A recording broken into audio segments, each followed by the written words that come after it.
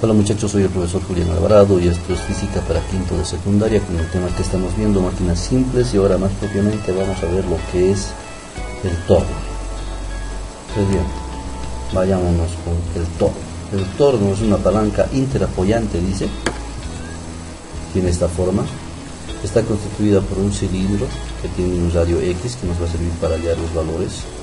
Este cilindro está conectado a una manija o manivela en la que se hace dar vueltas, ¿sí?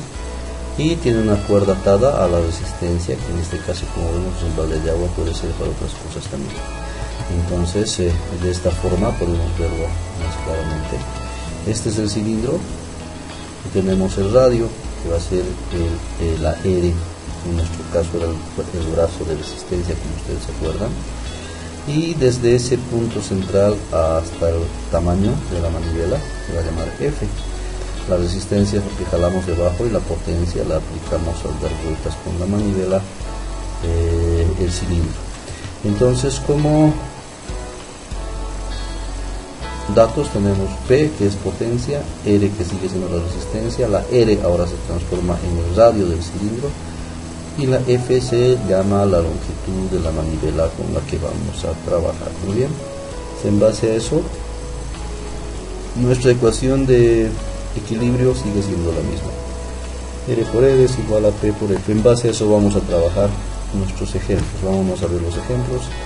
Tenemos como problemas de aplicación el número 1, que dice: un torno tiene un cilindro de 6 centímetros de radio y la longitud de la manija es de 10 centímetros. ¿Qué fuerza se debe aplicar en el manubrio para elevar un peso de 280 newtons? Nuestros datos están ahí. La radio, que vale 6 centímetros, el largo de la manivela, que es de 10 centímetros, el peso que vamos a levantar, que es de 280 newtons. Entonces, ¿qué potencia se necesitará? Empezamos entonces diciendo que la potencia ya despejada, como la tenemos de anteriores clases, es R por R sobre F. Reemplazamos datos ahí, vamos a ver que la potencia es R mayúscula, que es 280 newtons, la resistencia, por el radio en este caso, y en el radio nos dan de 6 centímetros. Todo dividido entre el tamaño de la manivela, que es 10 centímetros, dividido entre 10 centímetros. Por lo tanto, nuestra potencia será 280 por 6 dividido entre 10, y eso da exactamente a 168.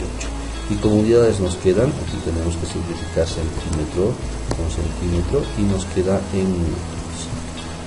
Y listo, con eso hemos concluido, por lo que vemos que la potencia necesaria para levantar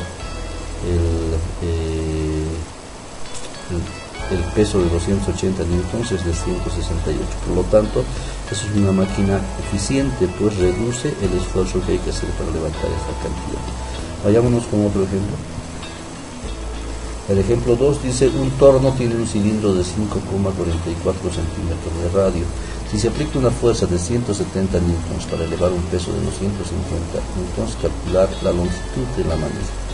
Muy bien, entonces en este caso lo que tenemos es el radio, que son 5,44 centímetros. Tenemos la potencia, que es de 170 newtons, y el peso, que es 250 newtons. Lo que queremos hallar es la longitud de la manija. Para eso entonces partimos de la fórmula que dice potencia por longitud de la manija es igual a resistencia por el radio. Si despejamos la longitud de la manija, por lo que potencia va al otro miembro, entonces nos va a quedar F es igual a R por R, se quedan, y la potencia pasa al otro miembro a dividir, ya que está multiplicando el otro miembro. Entonces esa va a ser nuestra fórmula para hallar la longitud de la manija en cualquier problema de torno.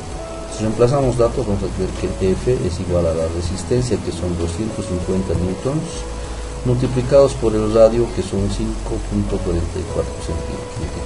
Multiplicamos por 5,44 y dividimos entre la potencia, que son 170 newtons. Dividimos entre 170, entonces nos va a quedar que la longitud de la manija es 250 por 5,44 dividido entre 170. Esto pueden comprobar en sus calculadoras, sale exactamente 8. Simplificamos unidades, newton con newton se simplifican y se van, y nos queda en centímetros.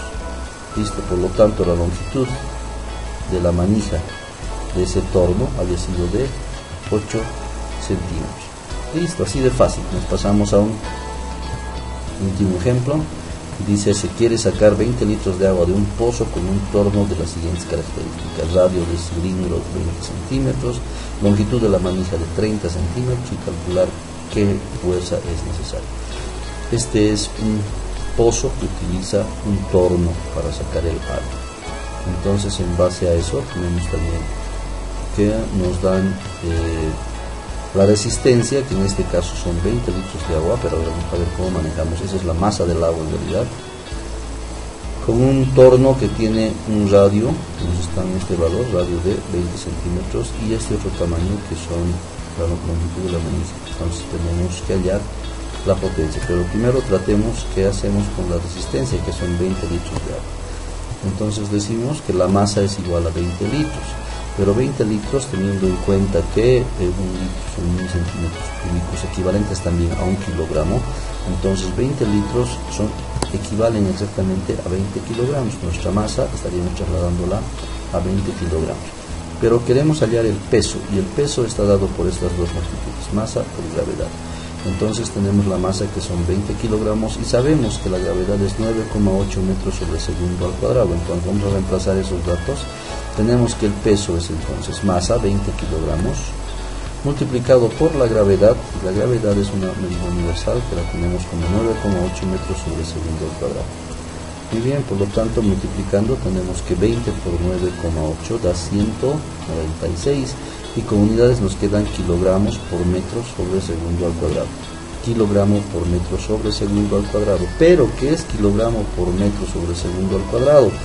Un newton equivale a un kilogramo por metro sobre segundo al cuadrado. Entonces, kilogramo por metro sobre segundo al cuadrado equivale a newtons.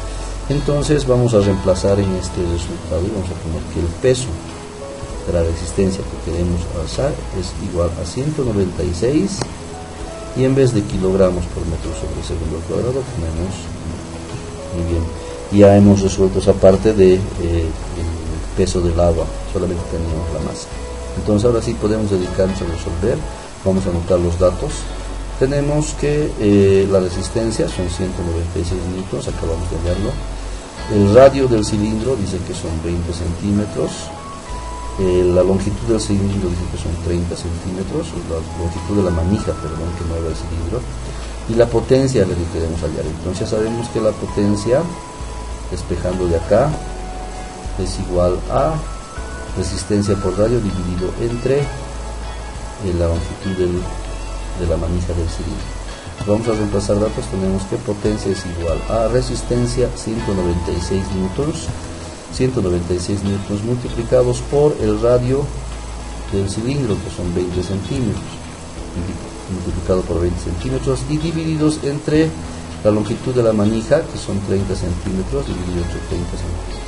Vamos a tener que la potencia es igual a 196 por 20 dividido entre 30, eso hacemos con la calculadora y debe salir 130,67, pero que ustedes hagan la prueba con sus calculadoras científicas. Y finalmente las unidades, tenemos que simplificar centímetro con centímetro, así lo hacemos y nos queda en newtons. Entonces la potencia había sido igual a 130,67 newtons.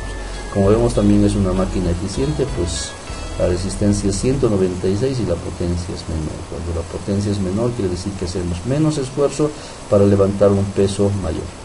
Muy bien, eso sería entonces. Esta fue la clase de la semana. Les envío su respectiva práctica. Que estén muy bien, cuídense mucho y ya nos vemos y oímos el próximo lunes. Bye bye.